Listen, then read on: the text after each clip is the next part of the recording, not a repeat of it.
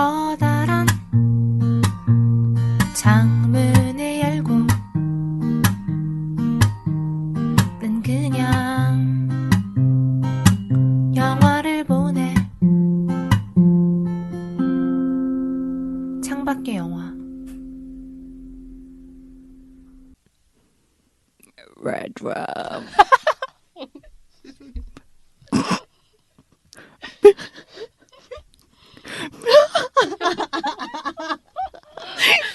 아, 더 길게 하려고 그랬는데 침 흘리고 있어 지금. 아니, 한 번 더, 한 번 더.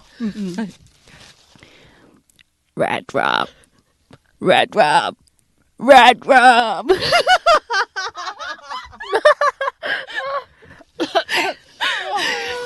안녕하세요. 창밖의 영화 배우 주예린입니다. 안녕하세요. 싱어송라이터 여름애입니다. 안녕하세요. 영화감독 서은선입니다.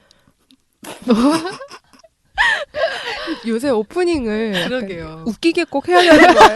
계속 웃기지 않아요? 요새 며칠 동안? 몇 주 동안? 너무 그때부터 웃기다. 웃긴 것 같은데. 텔미. 맞아. 그때도 웃겼죠. 커미바이네. 여러분, 네, 창밖의 영화 두 번째 공포 특집 샤이닝을 오늘 다루도록 하겠습니다. 거기에 가장 인상적인 대사 중에 하나죠. 네. 한 번만 더 들려주세요. Red Rum. 극 중에서는 뭐 거의 미취학 아동이죠. 네. 네, 어린 아이가 네. 하는 대사인데 굉장히 잘하시는 것 같아요. 똑같아요.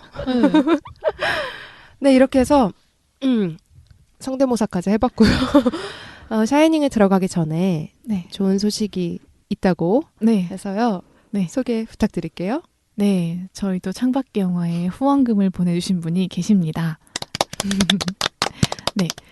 김지원 님이 또 저희의 창밖의 영화 애청하신다고 하셨고 또 후원금까지 감사하게 또 보내주셨는데요. 너무 감사합니다. 네, 감사합니다. 열심히 할게요. 네.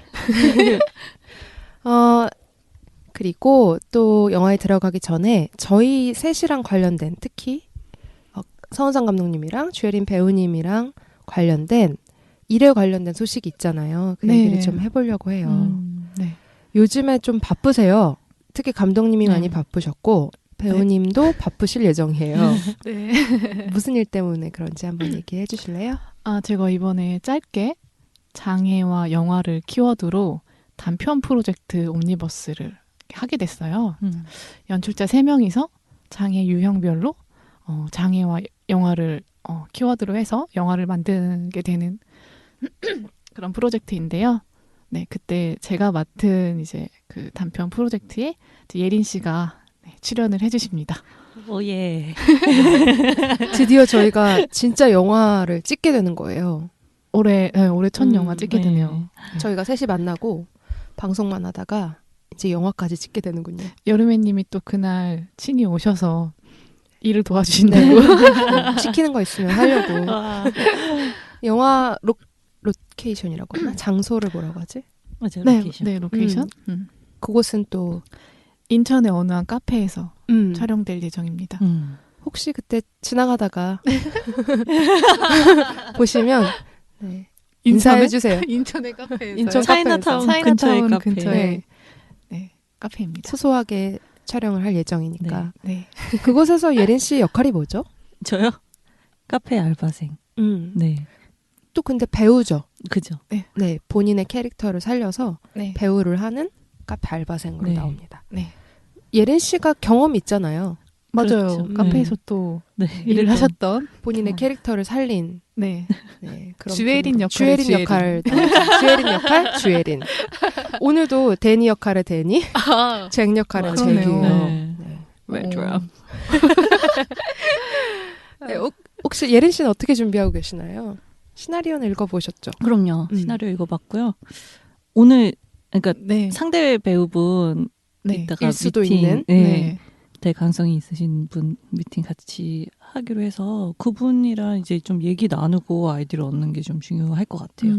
아무래도 좀 그 호흡이 네. 중요한 연기라고 생각이 들었거든요. 그렇죠. 네. 짧은 단편 영화지만 딱 그 두 사람이 등장하거든요. 약간 그 두 사람 사이에 뭔가 미묘한 네. 음. 감정이 있습니다. 음. 네. 근데 이 영화 찍고 나서 어떻게 볼 수 있어요? 정말. 혹시 영화를 찍고 나서 볼 수 있는 네. 그 루트가 생기면 네. 또 창밖 영화에서 네, 그럼요. 공유를 하면 좋겠네요. 네. 그리고 원래 100회가 아니라 100명, 구독자 100명. 네. 구독자 100명이 되면 네. 이벤트를 하기로 했었는데 네. 그렇죠.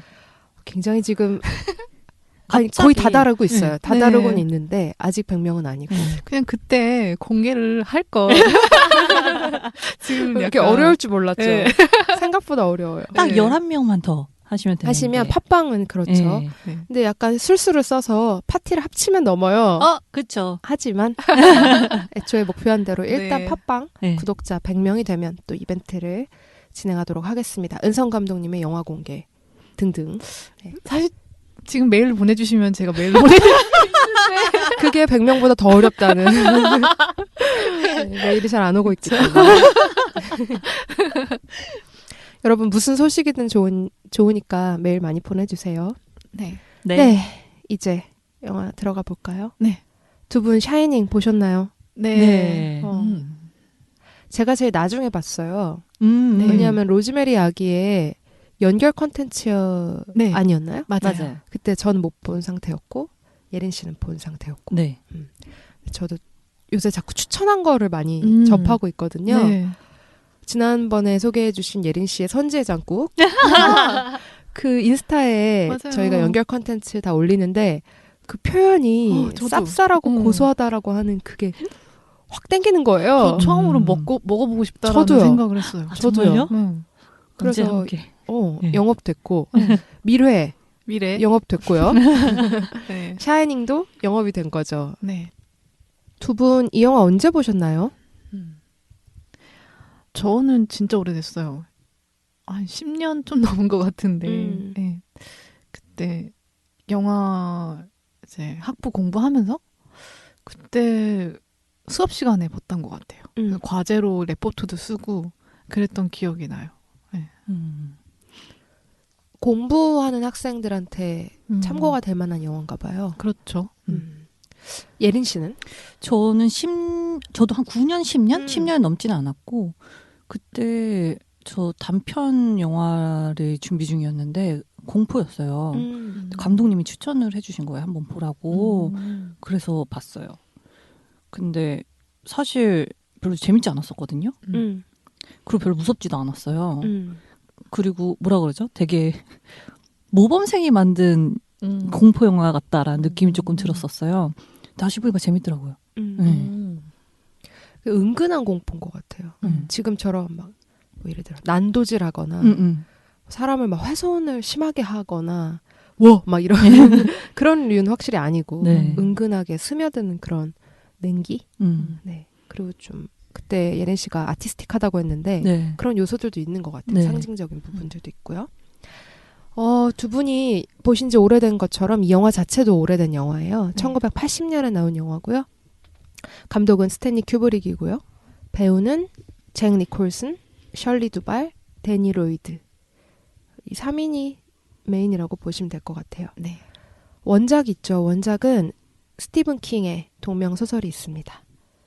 스티븐 킹의 소설로 만들어진 영화가 굉장히 많아요. 네. 저는 그중에 미스트 되게 좋아하거든요. 영화. 그것도 추천을 드리고 싶어요. 또 혹시 스티븐 킹 소설 보신 적 있나요? 네. 뭐지? 모든 일은 제목이 기억이 안 나네.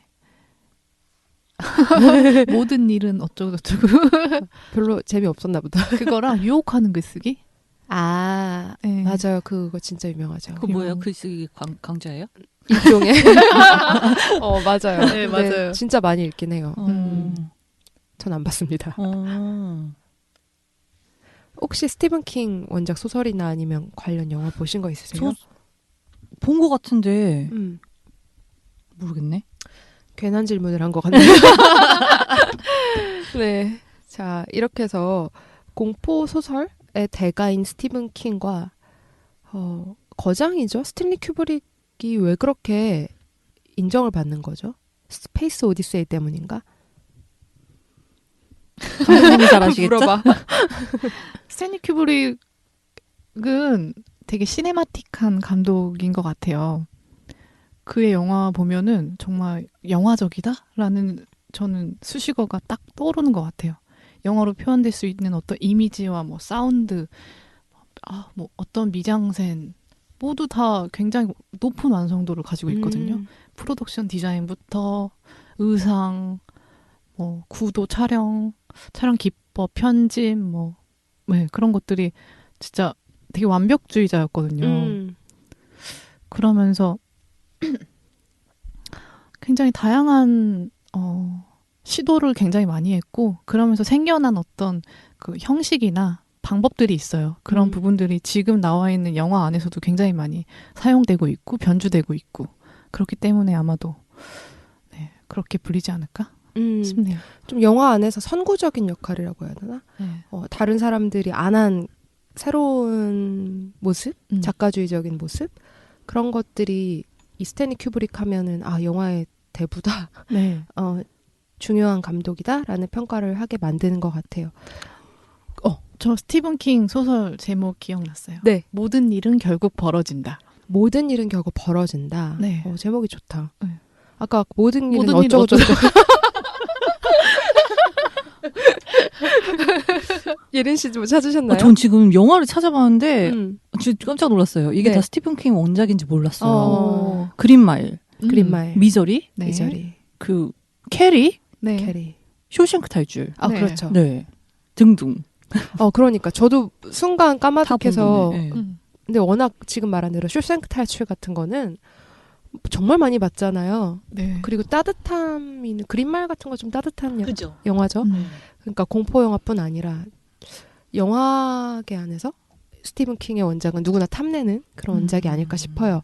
그런데 이 샤이닝은 스탠리 큐브릭과 스티븐 킹 사이에 좀 갈등이 있었다고 하더라고요. 네, 그쵸. 원작하고 많이 다른 걸로 알고 있고요. 특히 해석이 다르다라고 알려져 있습니다. 결말이 완전 다르죠. 결말 다르고 아 그래요. 그 얘기는 좀 이따 또 네. 해보도록 할게요. 자, 이제 줄거리로 들어가 보겠습니다. 초반 첫 장면. 네. 전 또 이제 요정이 소환돼야죠. 배웠기 때문에 네. 네, 좀 심도 있게 준비했습니다. 오. 심도. 네, 부탁해요. 네. 항공 촬영으로 요즘에는 이제 헬리캠이라고 해서 드론 띄워서 촬영을 하기도 하지만 이때만 해도 정말 헬기 타가지고 촬영을 했죠. 태평양 북부 산맥의 자연 풍광을 굉장히 유려하게 담습니다. 이때 음악도 흐르는데요. 네. 웅장하면서도 약간 불길한 느낌이 맞아요. 들기도 하고요. 그중에 이제 산맥의 도로를 따라서 한 대의 자동차가 막 달리고 있어요. 그리고 카메라는 이 자동차를 따라갑니다. 자동차는 계속 앞으로 나아가고 모퉁이를 돌면은 어디로 나올지 모른 채 계속 달리는데 혹시 여기서 뭔가 느낀 점 있으신가요? 이 모퉁이를 도는 그 협곡 사이를 막 도는 촬영 장면에서 어떠셨어요, 예린 씨? 이 첫 장면들? 좀 무서웠어요. 무서웠어요. 네. 이게 촬영 감독이 얘기하기에는 마치 3D를 연상시키려고 했다고 합니다. 3D. 이게 딱 자연 풍광이 하늘과 바다 뭐 밑에가 있으면은 협곡이랑 절벽으로 이렇게 가잖아요. 그때 이제 튀어나오잖아요. 네. 그 모서리랑 그 모퉁이 같은 네. 게. 근데 그게 약간 3D 효과를 노리면서 찍었던 촬영이라고 하더라고요. 그래서 뭔가 나올지 모르고. 네. 잘 이론은 모르지만 굉장히 훌륭하다는 느낌을 많이 받았거든요. 네. 첫 장면이 너무 좋았어요, 네. 저는. 그리고 이때 그 스탠리 큐브릭만의 어떤 그 표식 같은 롤링 타이틀이 떠요. 네. 네. 그냥 파란 글씨로 네, 쭉 약간 지나가던데. 형광하늘색? 네. 이게 되게 완벽주의자거든요, 스탠리 큐브릭이. 이거 색깔도 뭐 수십 번 바꿨대요. 아래에서 위로 올라가죠. 네. 네, 아래서 위로. 자기 이름부터. 네. 그리고 배우. 그 폰트도 항상 고집하는 폰트래요. 그 네. 폰트만. 그래요? 네. 우리나라로 치면 약간 고딕체 같은 건데 네. 네, 그것만 쓴다고 하더라고요. 어떤 느낌이 배제되어 있는 폰트기는 해요. 예를 들어 Call Me By Your Name에 네. 그 손글씨가 우리한테 굉장히 감성적으로 느껴지면서 세련되게 다가온다면 스탠리 큐브릭의 글씨는 뭐지? 약간 포멀한? 그냥 별 느낌이 없는 글씨? 근데 이상하게도 그게 또 이상한 느낌을 만들어내요. 색깔 때문에 그런 것 같기도 하고 저도 색깔을 기억하니까 흰색이나 까만색은 아니었고 네. 그렇군요. 근데 별로 심도가 있진 않은 것 같아요. 아, 그런 오프닝이요? 선택이? 네, 제가 지금 아니요, 제가 말한 게 아니요? 심도 있게 준비했다 했는데 아니, 좋은데. 아, 본인의 네. 소개가? 네. 아니, 좋았어요. 괜찮아요? 아, 그럼요. 아, 제가 사실 스탠리 큐브릭이라는 감독 자체가 좀 흥미로워서 네. 많이 팠거든요. 이 사람 아. 어떤 사람인가.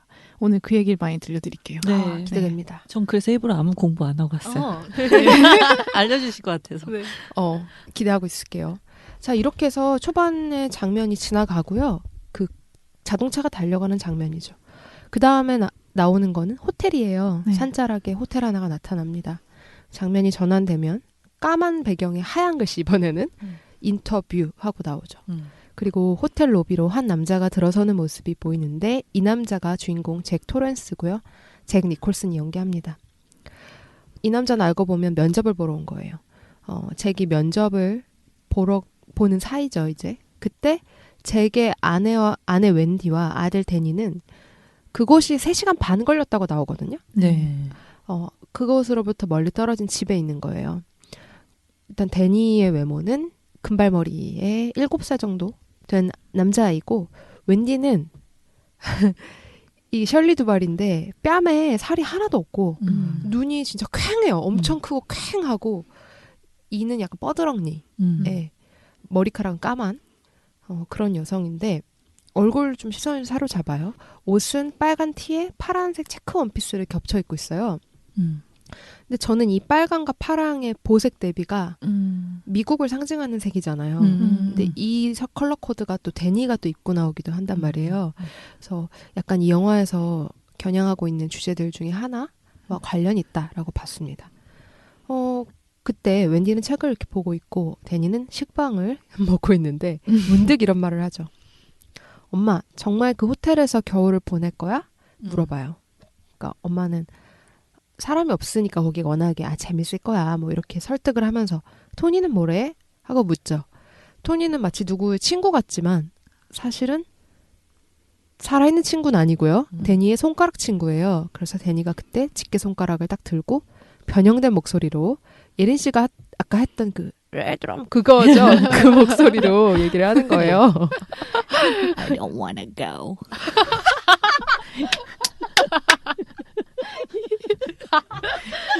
바로 그거죠. 데니가 방금까지 귀엽게 엄마 이렇게 얘기를 하다가 다시 한번 질문을 하지 않나 처음에? 질문으로 토니 너는 어때? 이렇게 물어보니까 Tony, what do you think? 응. I don't wanna go, Mrs. Torrance. 네, 뭐 이런 식으로 하죠. 맞아요. 그러니까 토니는 데니, 그 귀여운 데니의 또 다른 자아예요. 네. 근데 이거 아세요? 이거 데니가 만든 거래요. 오디션장에서 본인 스스로 만들었다고 하더라고요. 그게 아마 데니를 뽑는 한 요소가 되지 않았을까 생각합니다. 천재네. 그래서 좀 독특한데요. 이 데니가 그러니까 배우 데니 말고 극중 데니는 샤이닝이라는 능력도 갖고 있어요. 이 능력이라는 거는 남들이 보지 못하는 것들을 보거나 앞으로 일어날 불길한 일들을 예견하는 능력 정도로 보시면 될 것 같아요. 어쨌든 이런 가족이죠. 새 가족인데요. 잭은 호텔의 관리직을 수락을 합니다. 이제 그 산속 깊숙이 있는 호텔에서 잭과 그의 가족은 5개월 동안 살게 돼야 되는 거죠. 육체적으로 힘든 일은 아니에요. 뭐 그냥 그 보일러 틀면서 이 호텔이 계속 돌아갈 수 있게 만들어주는 역할인데 이 시간이 힘든 거는 고립된다는 점이겠죠. 그래서 면접 때도 면접관이 그런 얘기를 하는데 잭은 되게 자신감이 넘쳐요. 그거야말로 내가 항상 바라던 거다. 왜냐하면 잭은 소설을 구성하고 있는데 그러려면 좀 혼자 있는 시간이 필요하잖아요. 그래서 오히려 나한텐 도움이 될 거다. 걱정하지 말라라고 얘기를 하죠. 그러자 잭에게 담당자가 그럼 괜찮은데 한 가지 더 당신이 알아야 될 게 있다 하면서 이야기를 들려주죠. 그건 잭 말고 이전에 일했던 겨울 관리인과 그의 가족에 대한 이야기인데요. 잭처럼 아내와 두 딸과 함께 이곳에 머무르던 이전에 관리직 하던 사람이 가족들을 살해했다는 거예요. 네. 그래서 도끼로 가족들을 죽이고 자신은 총을 쏴서 자살했다. 이런 얘기를 들려주죠. 그러면서 보통 이런 얘기를 들으면 일을 안 하려고 하는 사람도 많다. 그렇게 얘기하니까 잭은 걱정 없다. 재밌네요. 우리 아내도 호러 영화 좋아해서 안 무서워할 거예요. 이렇게 또 얘기를 해요. 다행이다 하고 지나가죠. 하지만 그 시간 집에 있던 데니는 그 호텔이랑 관련된 이상한 환상들을 보게 돼요. 복도 전체에 핏물이 완전 뒤덮는 홍수가 난 것처럼 흘러 넘치는 모습, 그리고 쌍둥이처럼 옷을 똑같이 입은 하늘색 원피스를 입은 여자아이들이 이렇게 무섭게 서 있는 그런 모습들을 보게 되는 거죠. 이러한 불길한 예감에도 불구하고 새 가족은 호텔로 가게 됩니다. 이 호텔은 또 은성 감독님이 얘기해 주실 수 있을 것 같아요. 이 호텔의 공간에 대한 특징이라던가. 그쵸. 호텔 규모가 굉장히 큰데. 네, 그쵸. 이 호텔 내부 촬영 보면은 좀 눈에 띄는 게 있으셨나? 요 촬영에서? 호텔 내부의 촬영에서 네, 그 모든 장면이 다 대칭으로 많이 찍혀 있어요. 그래서 인물을 거의 가운데 다 세워놓고 네. 집중을 하게끔 만들어서 정말 약간 좀 병적으로 집착을 한 느낌이 들 정도로 대칭으로 찍었거든요. 데칼코마니. 네, 인터뷰 할 때도 그 이야기를 해주는 사람이 가운데 있고 뭐 이렇게 사람이 앉아 있는 것도 그렇고 이렇게 가운데다가 인물을 딱 배치하고 그 사이드로 액자 구성을 하거나 액자를 이렇게 두거나 아니면 복도에 문을 뭐 비추던가 이런 식으로 굉장한 대칭 구도를 한 그런 호텔이고요. 호텔에 대해서 간단히 그냥 얘기하면은 이게 원래 미국 배경인 영화거든요. 근데 스탠리 큐브릭이 영국에 살고 있었어요. 네. 근데 비행기를 타기 싫어해서 네. 영국에서 세트 지어가지고 찍었다고 하더라고요. 미국 안 가고. 다 불러서 배우들을. 네, 거기서 지어서. 그렇죠. 이 샤이닝은 영국 영화죠, 지금. 네. 뭐 미국 자본이 들어갔겠지만. 스탠리 큐브릭이 그럼 영국 사람이에요? 아니요, 미국. 그래요? 아버지가 뉴욕의 의사 출신이고 엄마가 루마니아 사람이라고 알고 있어요. 참 어렵죠. 유럽이나 유럽권은 국적을 그쵸. 논할 때 네. 다 특히 영국. 아마 미국에서 자랐고 미국에서 첫 영화까지 찍고 나서 아마 미국 그 영화 산업 시스템에 무슨 사건이 있었을 거예요. 좀 질리게 된. 그래서 영국으로 아마 이동을 해서 거기서 주로 계속 찍었다고 알고 있습니다. 네, 국적은 미국인 것 같네요. 스탠리 큐브릭. 네. 지금 말씀해 주신 대로 그 대칭 구도를 보여주려면 이 호텔이 너무 썰렁하면 안 되잖아요. 그러니까 우리가 생각하는 요새 호텔이 아니에요. 네. 미니멀리즘적인 그 절제된 호텔이 아니라 카펫이라던가 그런 것도 굉장히 화려하고 샹들리에가 걸려 있고 집기들도 되게 많아요. 네. 벽에 그림도 많고요. 창문에는 스테인드 글라스도 되어 있고 그런 호텔이라고 생각하시면 돼요. 그러니까 핑크빛 벽 그런 것도 나오지 않나요? 네. 약간 또 되게 또 이따가 얘기가 나오겠지만 뭐 화장실 장면 있잖아요. 네. 빨간 색깔로 돼 있는 맞아요. 그런 것도 굉장히 좀 팝아트 같은 맞아요. 느낌도 들고요. 그러니까 컬러감이 되게 곳곳에 보이는 그런 호텔이에요. 근데 사람들이 있을 때는 굉장히 활기가 넘치지만 모두가 빠져나가고 나면 워낙 규모가 크니까 그만큼 조용하고 위압적인 호텔입니다. 실제로 웬디는 호텔에 도착한 다음에 여기는 되게 미로 같아요. 빵 부스러기를 좀 놓고 다녀야 될 것 네. 같아요. 이렇게 얘기도 하죠. 그리고 심지어 정원에는 정말 미로가 있어요. 그 해리포터에도 나오는데 이게 아마 영국 문화인지 서양 문화겠죠. 정원에 미로를 네. 나무를 심어서 만들어 놓은. 근데 그게 거대해요, 굉장히.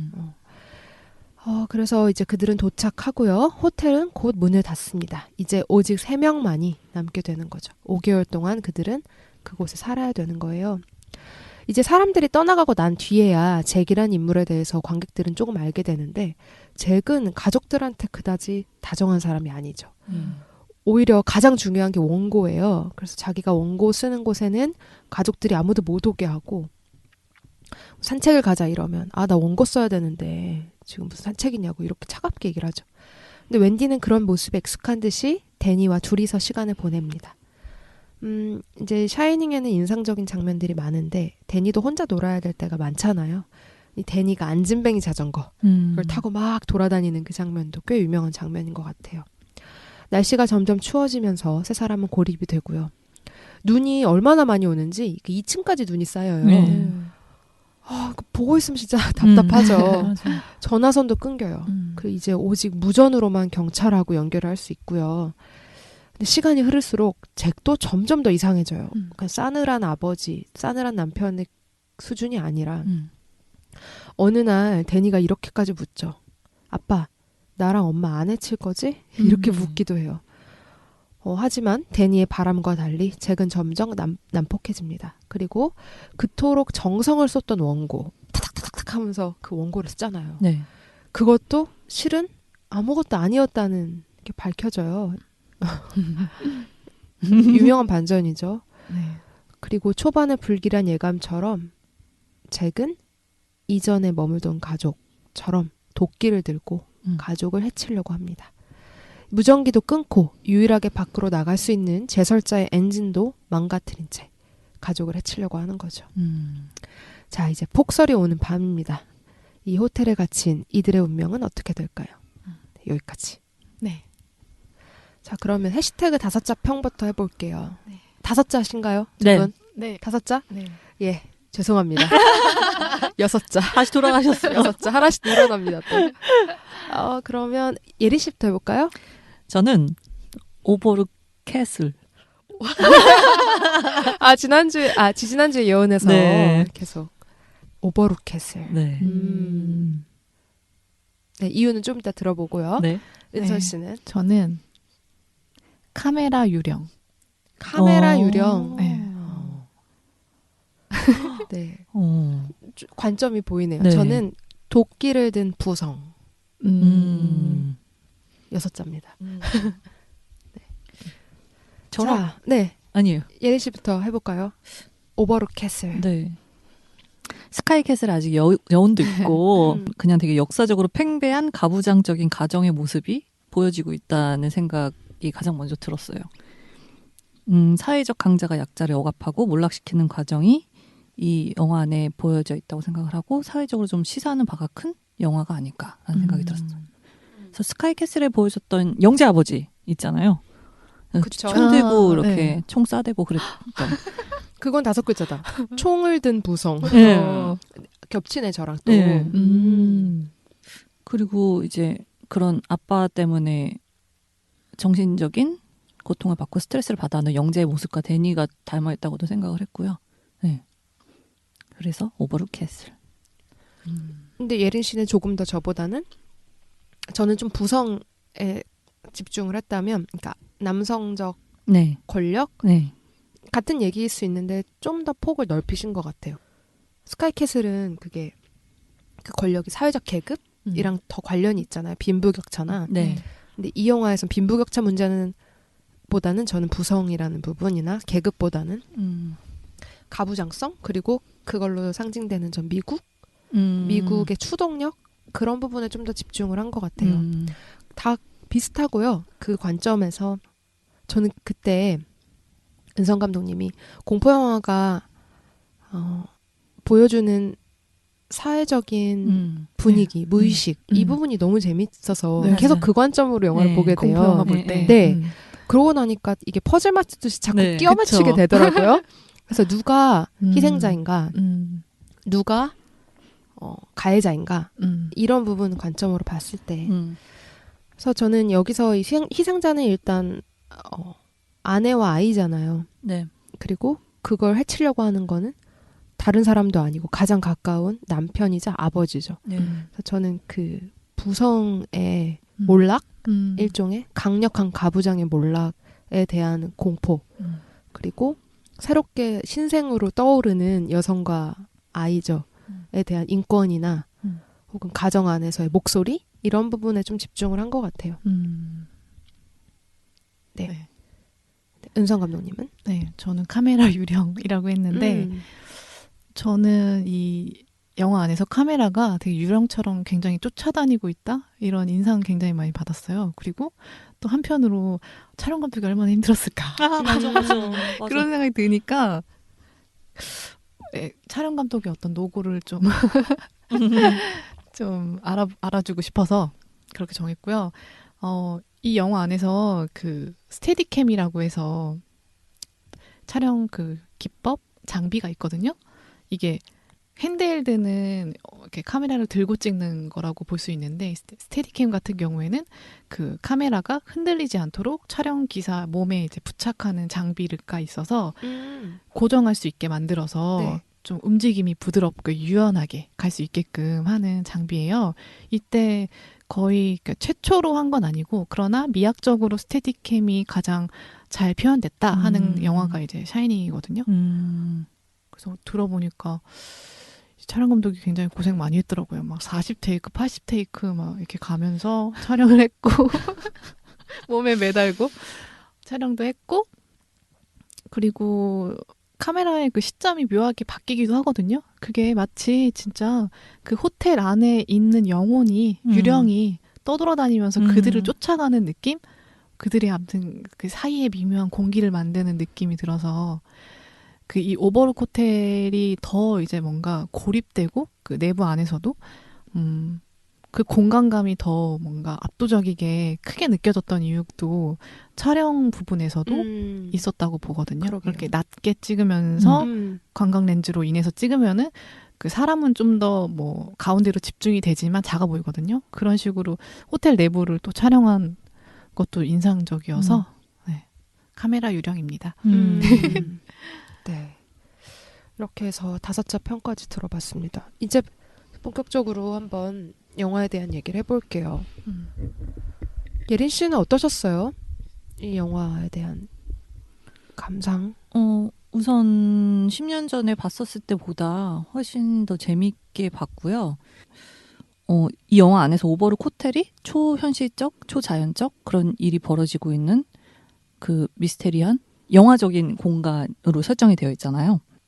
이런 오버룩 호텔이 가지고 있는 지옥 같은 공간이 그냥 단순히 그 공간이 존재하기 때문에 있는 게 아니라 어쩌면 이 인간들이 고립된 그 맨 처음에 인터뷰할 때 인터뷰어가 한 말처럼 고립된 상황, 고독감에서 오는 그런 정신적인 지옥을 스스로 만들어낼 수도 있겠다라는 생각을 했을 때 그 물리적인 공간과 정신적인 공간이 약간 융합되어 있다고 생각을 했을 때 좀 더 매력이 있는 네. 네, 그런 요소라고 봤어요. 맞아요. 이거를 저는 처음에 유령이라고 생각하기보다는 망상에 가깝게 봤었고 네. 가족 전체에 네. 약간 히스테리적인. 그런데 한 가지가 설명이 안 되더라고요. 도망칠 때. 맞아요. 예. 네. 밖에서 문을 새로 잠갔는데 그걸 빠져나온 것 때문에 이게 유령의 도움이 없이는 좀 나오기 힘드니까.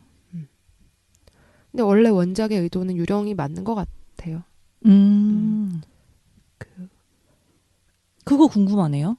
그 스티븐 킹이 원작에서는 어떤 글이었는데 어떻게 다르게 해석을 한 거라 그랬잖아요. 이 영화는. 네. 저는 책을 읽지 못했는데 찾아본 바로는 이렇더라고요. 잭이 서서히 광기로 인해서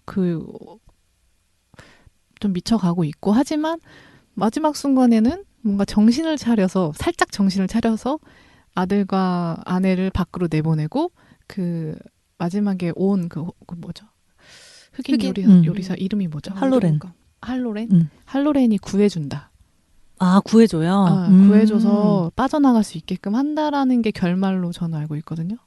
그리고 그 후에 후일담처럼 웬디와 데니가 행복하게 사는 모습도 나온다고 들은 것 같아요. 그러니까 그 영화가 아버지가 미쳐서 다 죽이려고 하는 그런 게 아니라 네. 이 아버지도 그 자기가 점점 미쳐가는 과정에서 네. 가족을 지키려는 마음과 공존하는 모습이 조금 나오고 네. 결국에는 제일 중요한 순간에는 이 부성이 그들을 구출하는 데 도움을 주는 것처럼 해서 그리고 또 끝에가 보일러 장치를 잘못 만져가지고 네. 그 호텔 전체가 폭발 불길에 타오르는 그런 건데 여기서는 얼어 죽잖아요. 밤 하고 딱 갑자기 은행나무 침대가. 황장군 언제적 은행나무 침대인지.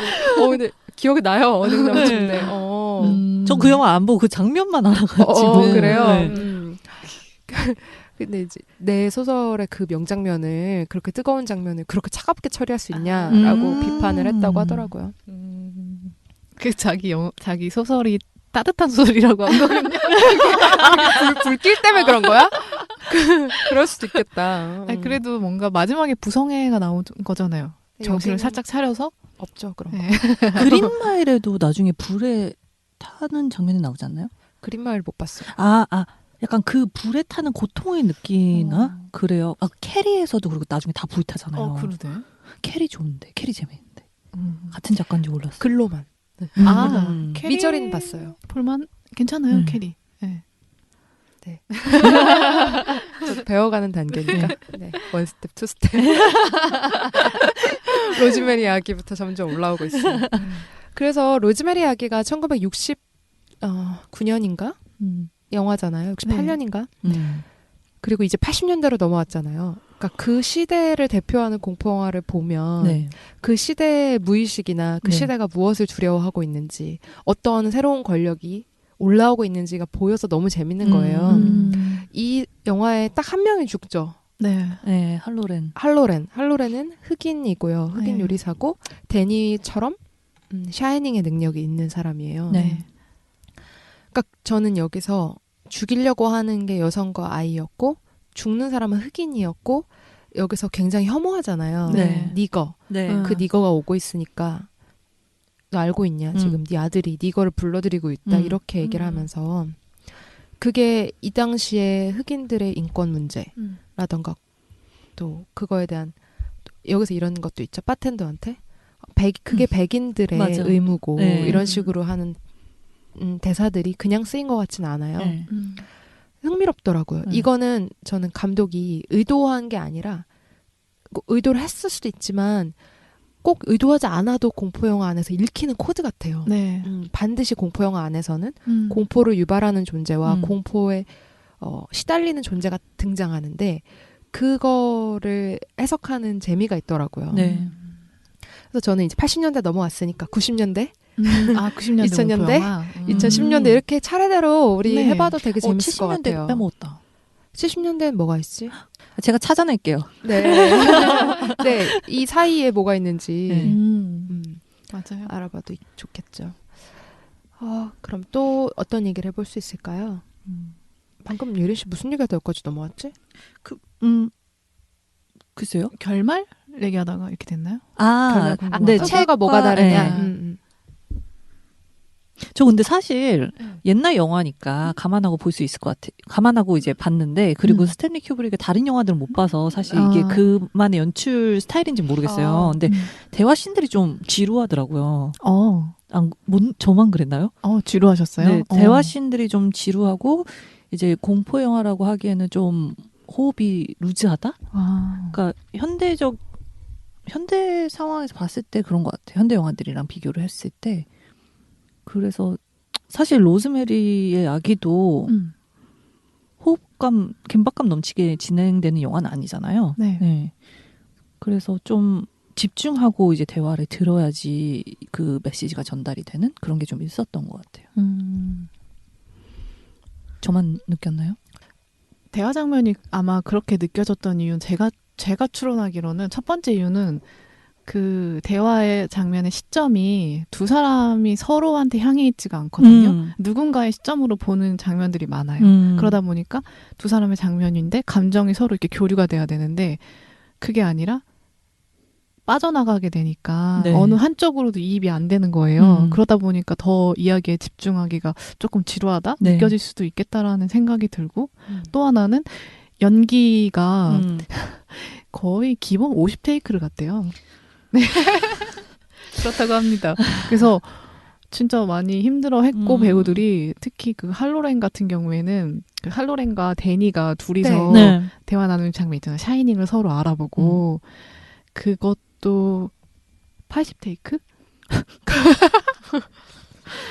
가가지고 그리고 할로렌은 특히 굉장히 많이 갔대요. 그러니까 되게 간단한 그냥 쳐다보는 장면인데도 뭐 수십 번씩 가고 이러니까 할로렌이 원래는 이 영화에 출연을 하고 싶어서 원래는 배우가 아니었나 봐요. 원래는 밴드에 음악하던 그런 사람이었는데 출연하고 싶어서 잭 니콜슨의 친구였거든요. 그래서 출연하게 해달라 부탁을 해서 출연을 했는데 절교했어. 맞아요? 아니요, 그건 아닌데 오니까 자기한테 너무 힘들게 하니까 대체 당신이 원하는 게 뭐냐고 스탠리 큐브릭한테 막 이렇게 한번 얘기하기도 했대요. 그리고 뭐 그랬더니 다시 한 번 더 하라고. 내가 원하는 건 원몰 테이크. 그런 식으로 하라고. 잭 니콜슨 같은 경우도 좀 이렇게 그런 연기 연출을 한 것 같아요. 진짜 미쳐가게끔 사람을 많이 이제 궁지에 몰게 하는 그런 거를 많이 했고 잭 니콜슨 연기 어떠셨어요? 보면은 잭 니콜슨 네. 연기 어떠셨어요? 저 오늘 창밖에 배우에 아무것도 안 써왔어요, 사실. 왜? 그냥 다 별로였어요, 저는. 네. 비슷하네요, 저랑. 어떠셨어요, 은선 씨? 저는 별로라기보다는 이게 내가 왜 이거에 대해서 빠져들지 못할까를 생각했을 때 어쩐지 그런 류의 연기를 많이 본 듯한 느낌이 드는 맞아요. 거예요. 네. 근데 이게 70년대에서 80년대 영화니까 한국 배우들도 마찬가지고 비슷한 역할, 그러니까 광기 어린 역할을 하는 배우들이 하나의 참고서처럼 좀 그 연기를 참고하지 않았나. 네. 그래서 그게 많이 소비돼가지고 제가 이제 잭 니콜슨이 하는 그 연기들이 이렇게 신선하게 다가오지 않았던 것 같아요. 눈을 막 번뜩이면서 혀를 낼름거리면서 네. 그런 모습 있잖아요. 네. 웃었다, 막 찡그렸다, 이 얼굴이 되게 표정이 막 바뀌고. 네. 근데 그걸 유도했대요.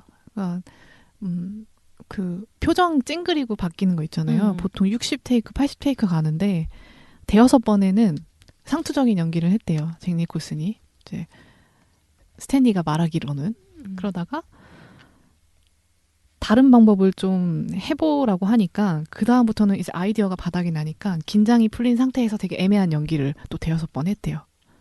그러다가 몇 테이크 다 더 지나면은 힘드니까 막 찡그리고 진짜 화내고 미치는 거 약간 아니야? 짜증이 섞여가지고 연기를 하기 시작했대요. 그럼 그거를 스탠리는 항상 선택을 했다고 하더라고요. 정말로 짜증내는 모습. 그 셜리 두발도 네. 되게 고통스러웠다고. 그 화장실 씬은 들었어요. 100테이크 넘게 갔다면서요. 170. 화장실도 그렇고 3일 찍었고 맞아. 방망이 씬. 방망이로 위협하는 게 170테이크? 계단에서. 계단에서. 기네스북에 올랐대요, 그거는. 잭 니콜슨이 약 미쳐가지고 머리 방망이로 네. 맞고 나서부터 머리 그러니까 분장을 계속 해야 되잖아요. 그 장면 네. 이어서 찍으려면 네. 2달 동안 그 똑같은 옷을 입고 똑같이 그 분장을 해서 찍었대요. 두 달 두 동안. 달. 어떻게? 진짜 이거 끝나고 대단하죠. 셜리 두발이 신경쇠약 걸려서 병원도 다니고 치료받고 그랬다고 하는데 전 모르겠어요. 이렇게까지 해야 되는 건지. 저도 믿고 싶지 않은데 사실이라면 너무 끔찍한 것 네. 같아요. 셜리 두발이 실제로 정신적으로 조금 탈모도 되게 심해서 그리고 우리 마치코 때 했던 얘기 같아요. 말 걸지 말라고 했고 현장에서 그러니까 현실 자체를 고통스럽게 만들어 갖고 연기에 나오게 하려고 하는 거는 정말 좀 모르겠어요. 저는 그건 아닌 것 같아요. 네.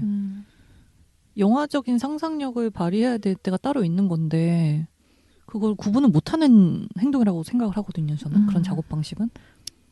그리고 170 테이크를 가면서 왜 다시 테이크를 가야 되는 건지 설명을 하는 건가? 안 하고 가는 거죠? 안 했겠죠. 안 했겠죠. 애매하게 얘기했겠지. 그게 뭐냐는 거야. 그렇죠. 네. 그래서 그 부분에 대해서는 좀 혹평이 있는 것 같아요. 그런 방식에 대해서. 네. 근데 이게 연기뿐만 아니라 테이크를 많이 가는 게 비단 연기 때문은 아닌 것 같아요. 촬영 부분에서도 완벽함을 추구했기 때문에 촬영 감독 같은 경우에는 뭐 인터뷰하기에는 자기는 많이 배웠다고 하더라고요. 이 영화 한 편 찍고 나서 정말 많은 감각을 익혔다고 하더라고요. 기술적인 부분에선 그럴 수 있을 것 같아요. 이렇게 반복하면 느니까 배우들하고 조금 또 다른 반복에 의한. 근데 또 데니는 자기가 공포영화 찍는지 몰랐대요. 그렇다면서요. 진짜. 가족 드라마라고 설명 들었다고. 네. 아니 막 소리 지르고. 근데 그렇잖아요. 거기서 제일 무서운 장면이 뭐냐면 데니가 여기 목에 자국 나서 엄마가 이렇게 끌어안고 막 욕하면서 도망치잖아요. 그게 사람이 아니라 인형이래요? 인형이래요. 맞아. 진짜요? 그래서 그 장면 빼고 보면 막상 그 무섭게 막 아빠가 무섭게 막 하고 대화하는 장면 물론 있긴 하죠.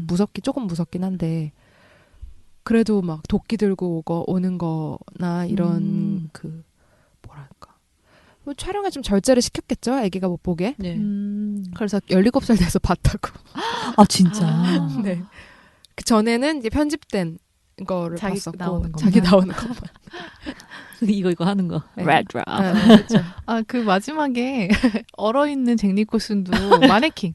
마네킹 같았어. 전 마지막에 너무 코미디였는데 그 표정. 은행나무 침대요. 코미디 장면 하나 더 있어요. 뭐 있죠? 웃긴 장면 없었어요? 웃긴 거? 뭐 있었지? 웃긴 거 하나 있었는데. 모르겠어요. 그거? 어떤 거? 남자 둘? 침대에서? 그거는 웃긴 좀 거는 괴기스럽죠. 괴기스럽죠. 제가 웃겼던 거는 창고에 가두잖아요. 네. 가두고서는 시간이 흐르고 나서 다시 돌아왔어 창고에. 잭 니콜슨 자고 있거든요. 그 옆에 그 옆에 과자 이거. 과자 부스러기 있어요? 아닌가? 부스러기가 아니야. 뭐야? 진짜 많아요. 오레오 쿠키랑 땅콩 버터랑. 그거 먹은 거야? 그 사이에? 난 보면서 앞에 되돌아가진 않아가지고 미술 세팅이 왜 저러지? 했는데 시간 경과하면서 그 먹은 거. 먹고 잔 거예요, 그럼 거기서? 기절한 상태가 아니고. 아니, 많이 뜯어져 있긴 하더라고요. 진짜 많이 뜯어져 있고 진짜 많이 과자 부스러기 진짜 많이 흘러 있고 잭 니콜슨 약간 입맛 따시면서 이러 너무 웃긴 거예요. 뭐야? 그런 부분에 있어서는 그 웬디도 방망이로 한 다음에 가둔 다음에 잠들잖아요. 네. 너무 피곤해서. 그래서 뭐 나갈 순 없으니까. 음. 근데 뭔가 되게 곤히 편안하게 잠드는 느낌이라 이상하긴 했어. 그 다음에 이제 아기가 엄마의 칼을 들고 네. 데니가 그거 유명한 장면. 네. 레드럼 이거 그거를 거꾸로 읽으면 머더가 되니까 네. 살인 되니까 그 장면이 나오죠. 근데 어쨌든 그거 보고 왜 이렇게 식성이 입맛 안 떨어져? 정확하게 오레오 쿠키 있고. 근데 그 다음에 많았어요. 당을 너무 많이 섭취를 되게 해서 많이 섭취하더라고요. 나갈 수 있었나 봐. 그 다음 나가거든요. 어떻게 나가는 거야? 맞아. 또 연기에 대해서 혹은 연출 무슨 얘기 해볼 수 있을까요? 연기가 또 루즈하다고 느껴졌었던 다른 이유 중에 하나는요. 거의 다 원샷 말하는 사람들 원샷으로 잡잖아요. 그래서 특히 인터뷰 하는 장면부터 시작해서 되게 길잖아요, 그거. 근데 인터뷰어랑 잭이랑 돌아가면서 말할 때만 원샷이 잡아줘요. 좀 이것도 강박적인 샷 중에 하나인 것 같긴 한데 단조롭다 보니까 좀 루즈하다는 생각이 들었던 뭔가 것 같아요. 액션 리액션의 반응들이 이렇게 연결되면서 유연하게 된다는 느낌은 네. 없고 분절되는 네. 느낌이었던 것 네. 같네요. 근데 저는 그 리듬이 이 영화랑 잘 맞다고 생각이 돼서 네. 저는 좋았던 것 같아요. 맞아요. 맞는 것 같긴 해요. 워낙 얼굴이 저는 너무 벌써 처음부터 무서운 거예요. 제 얼굴이. 네. 그래서 저는 이제 단독샷으로 말할 때도 이미 약간 광기가 느껴져가지고 그거에 좀 집중해서 봤던 것 같아요. 근데 그 세트 안에서 200일 넘게? 240일인가? 미친 연기를 해야 돼요. 240일? 네. 8개월을 있었던 거예요? 네. 원래는 100일 촬영 정도 생각했는데 뭐 이렇게 찍는데 어떻게 100일 만에 다 찍어요. 진짜. 몇 개월 동안. 그래서 데니도 나중에 좀 자랐다고 하더라고. 잘할 수 있는 나이네. 성장했다고 하더라고. 그 저는 영화 2번 봤는데 한 번 보고 나서 다시 보니까 그 인터뷰 장면이 잭 니콜슨이 되게 다 호의적으로 대답을 하잖아요. 문제 없다, 할 수 있다, 우리 아내는 호러 매니아다 이런 얘기까지 하면서 그 광기 어린 미소랑 눈빛 같은 게 이 사람이 여기 가족들을 데리고 가고 싶었나라는 생각까지 들더라고요. 애초에 가족들을 여기 끌고 가기 위한 작전이었나? 뭐 이런 상상까지 들었어요. 네. 이제 그 부분의 해석인데 제가 항상 꼭 이상한 해석을 갖고 올 수도 있는 것 같네요. 네. 저는 그렇게 생각했거든요. 애초에 다 계획한 거다. 네. 왜냐하면 그 일가족 살인 사건도 신문을 통해서 이미 알고 있거든요. 그러니까 화장실에서 만났을 때 네. 당신 신문에 나온 3년 전에 신문에 나온 사람 아니냐라고 하는 대사가 나와요. 제가 생각할 때 이 호텔의 고립성 그리고 이 호텔에서 일어난 살인 사건도 이 잭 토렌스는 알고 있었을 것 같아요. 모른 척을 하지만.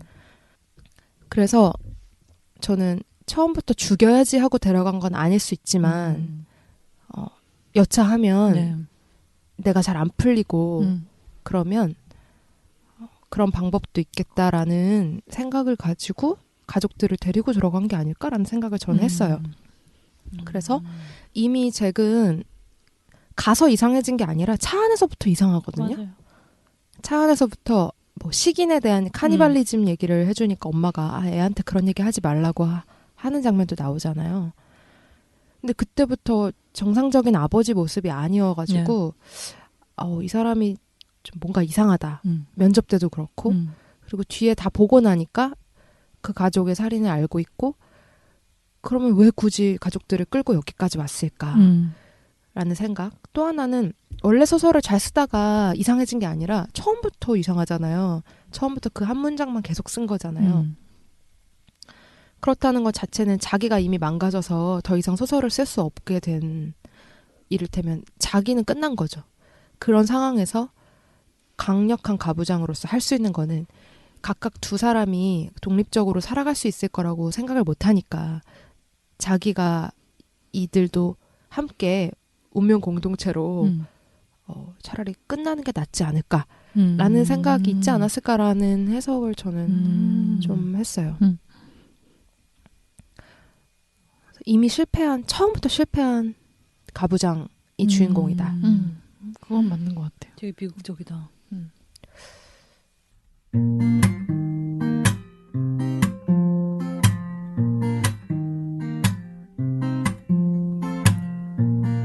창밖의 영화는 2부로 이어집니다.